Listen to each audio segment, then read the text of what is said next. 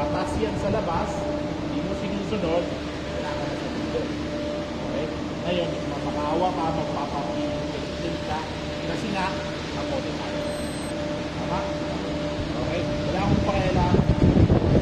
Kuha ng instruction. Instruction, ha? Kasi sabi ng instruction, una, ang closing ko tayo lahat. Okay? Lahat. Oh. Bawal yan.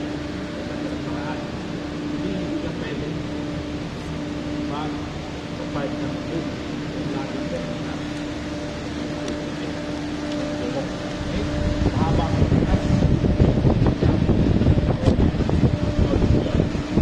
months na maayos, hindi yung butas-butas, yung masasayo sa kalsada.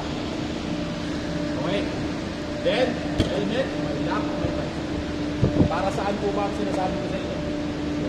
Safety and sombrero. Ano? Malaga ba yung ulo mo? Hindi. Diba? Nagmumotor kayo. Napakasimple yung instruction. Hindi yung makaya ko. Diba?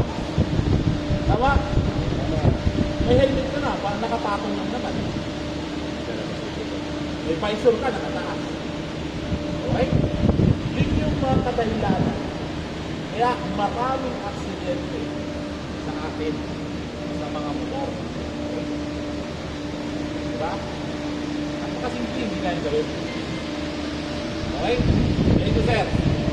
Lahat ng mga motor na BPI dito for mag-skills assessment, kailangan naka-headlights. Mataas. Naka-headlights. Sure nyo, naka-headlights. Naka-headlights naman talaga. Kahit e-bike na, naka-headlights na agad eh. Yung mga ngayon bago, bike na yun ha. Wala pong mga lisensya. Ito, para may lisensya. Tama? At dito sir, meron yung tayo tinatawag ng privacy. Huwag kayo mag-picture-picture o mag-video kasi may private property po. Wala kang karapatan doon. Ngayon, kung inagrabyado ka,